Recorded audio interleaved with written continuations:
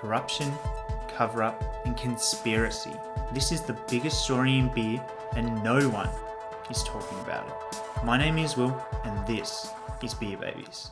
It all started with an email that would send me down a path of discovery. Little did I know that I was about to discover the greatest kept secret in Australian brewing. Through the following podcast, I hope to uncover the truth. But before we can get started, we need to go back to the beginning.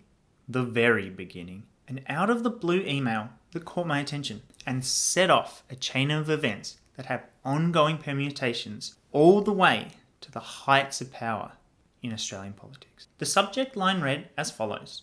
America versus Australia, drinking culture, question mark, confusion, full stop. Okay, so it's becoming increasingly evident to me that you guys seem to ...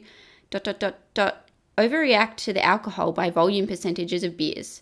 6% seems to be a very powerful beer to you guys, but to me, an American, that's just ... a normal IPA.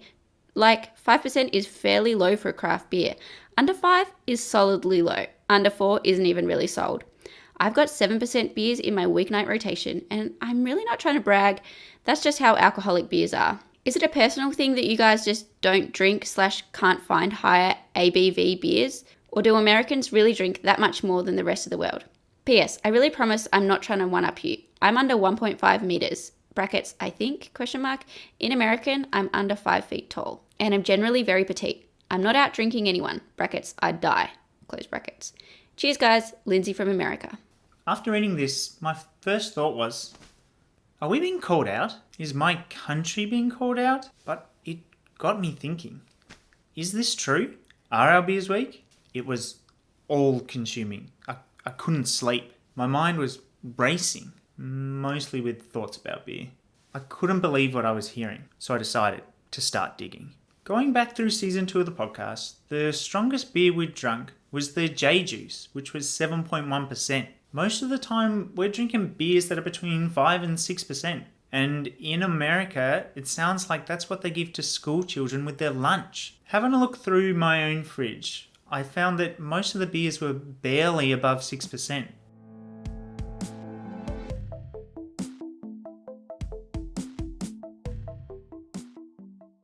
It was at this point I decided to hit the streets. What sort of beers could I find? I got Beer Baby's finest to comb a few bottle shops and let me know what was out there. So I've come to St. John's because I was looking for some strong beers. After being called out by our American listener, I thought I needed to hit the streets and see for myself what was really going on. So I came to St. John's because they sell a heap of different craft beers. So I thought if I'm going to find some stuff, I'll find it there. And one of the stronger ones I could find was the Iced Out Imperial Stout. So this beer is 10% alcohol, and there's 3.5 standard drinks in it. And this set me back $13 for a can. So that's a lot. What? I wasn't feeling that entire time. Yeah, No, other way. no. I'm looking. Other way. Oh, well. Oh, there we go. Bit runny, that one.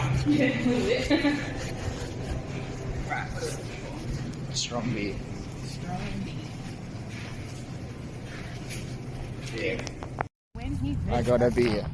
This is the beer I got. and it's around the wrong way, Declan. What do you mean? I'm not going to film it like that. Why not? It's going to come up on screen like that, isn't it? Oh, well.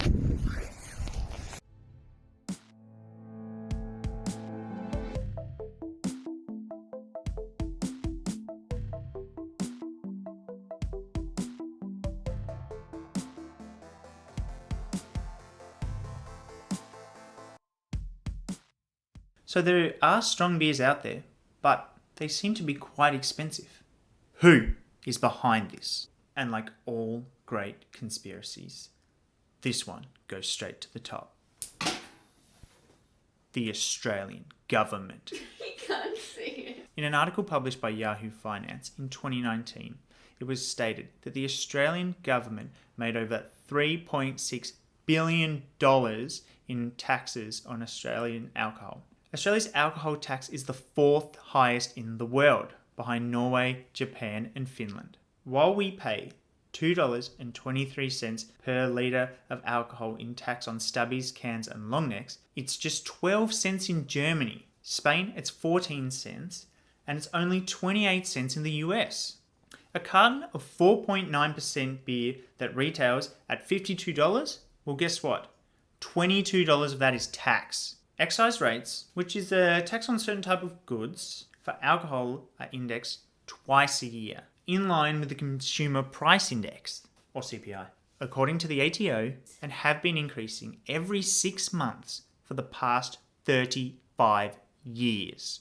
But what does this look like in the real world? Well, I reached out to our great friends at Buttons Brewing with this email. Hey Josh, I had a question from an American listener, and I thought that I should go straight to the source. They were wondering why it seems on our podcast we have weaker beers by alcohol percentage than American beers. I know it's different from beer to beer, but it seems most craft beers I can find are between 5 and 6%. Would you agree? I was wondering, does Australia's high alcohol tax have anything to do with it? And this was his reply. Absolutely, mate. Hit the nail on the head. Australia has one of the highest alcohol excise tax rates in the world. Although we love to make high ABV beers, and there are plenty of good Aussie ones out there, the high tax means that they quickly become $9 to $10 a can, which no one buys in large quantities. The most popular / highest selling high ABV I know of is Modus Operandi Former Tenant Red IPA at 7.8%. We do the odd beer at 7 and 8%, but they are hard to sell due to the tax rate of nearly half the total cost of production. Cheers, Josh. Once again, what a legend. If you're up in Ulverstone, make sure you stop in at Buttons Brewery and grab yourself a beer. So there you have it, from someone who makes craft beer. Because of the taxes associated with making stronger beers, brewers, or at least the one I asked, are choosing to make less alcoholic beers. The Australian government is responsible for a lot of things I don't agree with, but this is something I simply could not let stand. So I reached out to them with the following email. After filling out a very extensive questionnaire and probably ending up on a watch list. Dear Mr. Morrison, my name is Will, one of the hosts of the Tasmanian beer podcast Beer Babies, where we try to find the best beer that money can buy. I'm doing a bit of research into taxation of Australian beers. I understand that in 2019, the Australian government made over $3 billion from taxing alcohol. Because of this, brewers, or at least the one brewery I asked, are choosing to make less alcoholic beers. One of our American listeners has called us out and wants to know why. Why Australians drink such weak beers? My question to you, Mr. Prime Minister, is, do you think $3 billion is worth being a laughing stock to the rest of the world? And more importantly, do you think that this tax is potentially hurting smaller craft brewers and limiting their ability to make different types of beer? Cheers, Will. My email was met with an automatic reply, and honestly I thought this was as close to the government as I was going to get. My waiting turned into frustration. After being stonewalled by the Prime Minister, I went to the next best option. My local member, Bridget Archer. Dear Bridget, my name is Will, one of the hosts of Tasmanian beer podcast Beer Babies, on a journey to find the best beer that money can buy. I've been doing some digging and trying to get to the bottom of why Australian beers are so much weaker on average than American beers. After talking to a local brewer, the main reason I can come up with is Australia's incredibly high excise tax on alcohol. This is potentially hurting brewers' ability to produce stronger and different varieties of beers. I reached out to Mr. Morrison, but I have not received a comment as of yet. Just wondering if my local member is happy to be held accountable. If you're interested, we would love to hear your views and interview you for our podcast. Kind regards, Will. After sending my email, again, I was left waiting, feeling like my exploration had run its course, feeling I'd never receive any closure.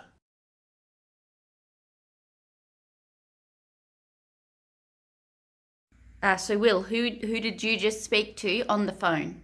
I didn't catch her name, but I just spoke to a representative for Bridget Archer, the local member for Bass. So the plot is thickened, the case is unravelling, and we are going to get to the bottom of this, okay? I was just about to jump into my exercise to take my mind away from this, but it's inescapable. So yeah, I think this is a really exciting development, and I'm looking forward to getting a little bit closer to what's really going on. Closer to the truth. Bridget Archer's people were reaching out to me. They wanted to talk. There it was.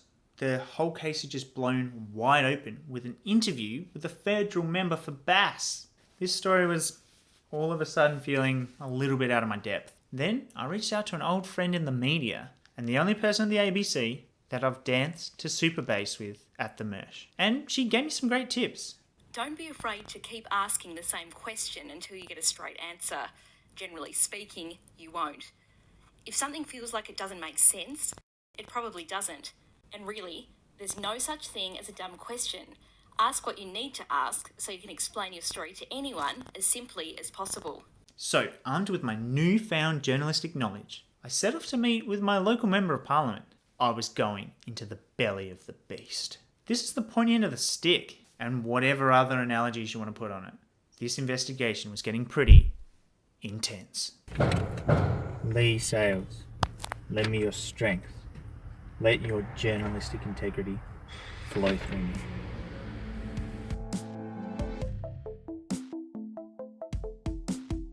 Hey Beer Babes, so we're here today with the federal member for BAS, Bridget Archer, to talk a little bit about something that one of you has raised in our emails.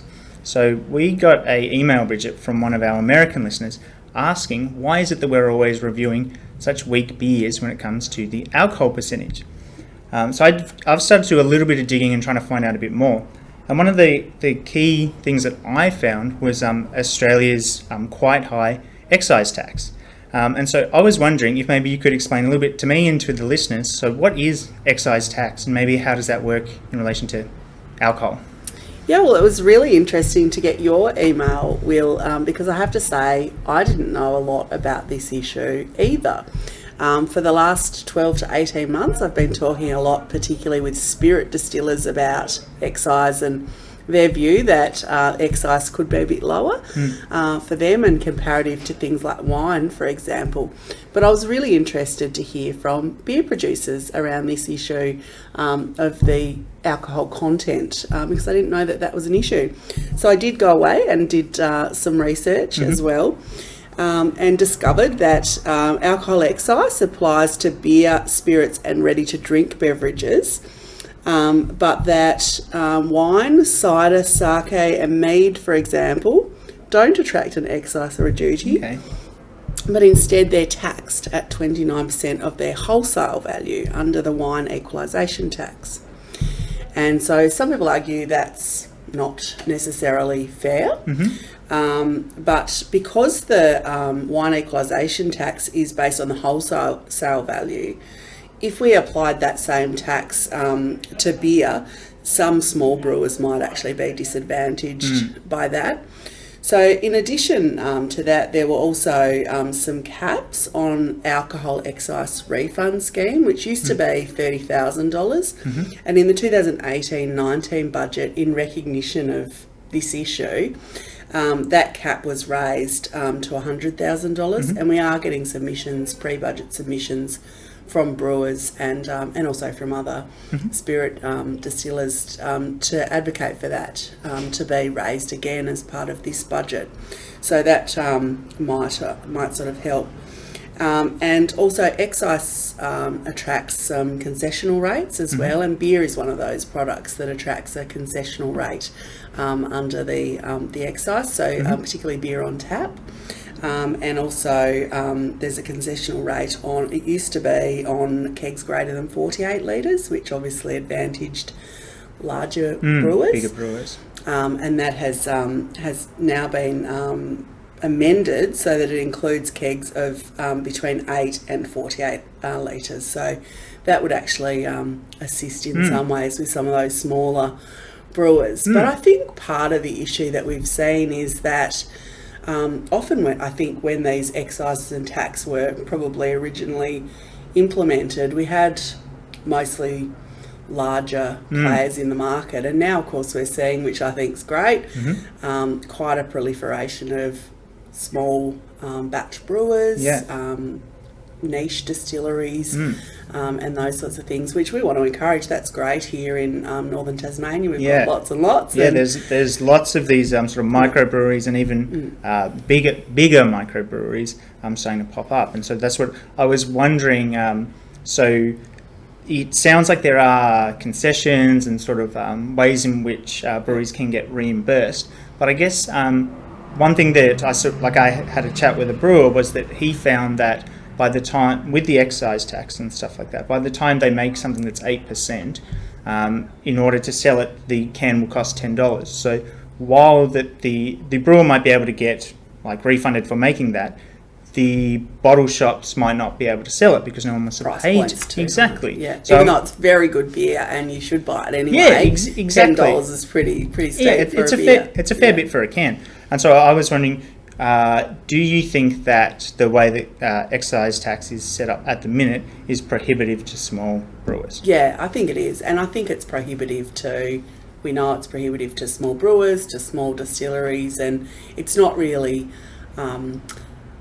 keeping pace, I think, with the change that's occurred in the industry. So certainly that's something I've been working with distilleries around and advocating for some movement on that. And now that I know that it's an issue that affects brewers as well, certainly happy to advocate on their behalf as well. Well, that's it. Well, that's amazing to hear that maybe this could be like the Beer Babies law will come into effect, that we've actually changed the way the country's run. Beer Babies Unite. Yeah, exactly. So that's really, really exciting. Something that I'm going to think long and hard about. Yeah. I think it's also, a really good example of, we don't know everything, and because of your inquiry and your listeners' inquiry, we're able to explore that issue. So I guess it's also a really important message to people to reach out, get in touch and ask those questions, because that's how you can affect change, because we don't know what we don't know. Yeah, exactly. And I think, and again, it's an excellent opportunity to thank you again for taking the time to chat to us.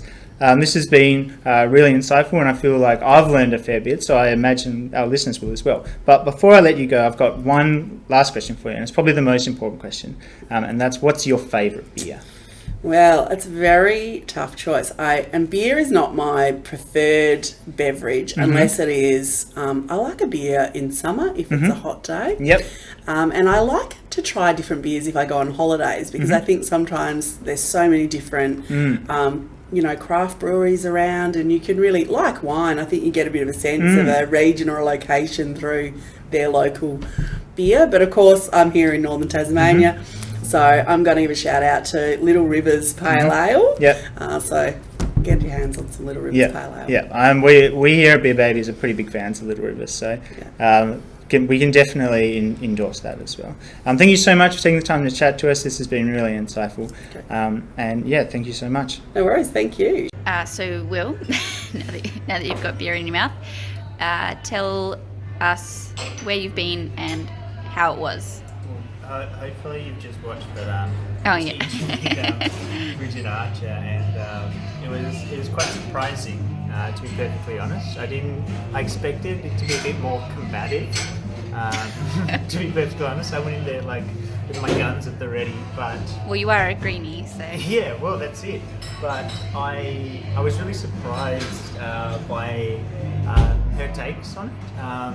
And it was interesting to hear that she's actually interested in how excise tax works, and how it actually affects local brewers and stuff like that. And she said, and she seemed very nice, and I'd have to take her at her word, but she said that she'd be interested in looking at excise tax in small breweries. So there's the potential, there's the real potential that Beer Babies might have just affected the way in which Australians are taxed. So that's friends in high places. That's something to look forward to. So when the eventual Beer Babies amendment comes in to the taxes, you can have a pint on us. So like I said after the interview, they went pretty different to what I was expecting. In my head, I thought I was going to have to shake down this crooked politician to get to the truth. I was expecting her to be dodging my questions and beating around the bush. And to be honest, Bridget listened to our questions and actually made a few good points. I need to preface this with Beer Babies have no official political ties, and I personally have never voted Liberal. Which, in Australia, the Liberal Party are the Conservative Party, for our American listener at home. So this is more Beer Babies endorsing an idea rather than any one political party. I love the idea that because of Beer Babies, there's the potential that the way federal taxes are doled out might change. So I thought to wrap up, I'd just share a few of my ideas and feelings. Australians and Australian brewers are charged some of the highest rates in the world for their beloved beers. Now, the money from these taxes go to really important programs and do help a lot of people. But small craft brewers create jobs, both in beer production and getting in their supplies. I really think that there needs to be a balance. I started drinking around the same time as the Alco Pop tax introduction, which was aimed to decrease young people drinking by taxing pre-packaged sugary alcoholic drinks at a higher rate. And now we did drink less of these drinks. It just made us swap to something cheaper. I think more education on the effects of alcohol and how to enjoy something responsibly is more important. And I am Will Egan, and on the back of this, I am running for president. That concludes my investigation into why beers in the USA are stronger than beers in Australia. This was our biggest project yet. And if you liked it, let us know, because we can do some more.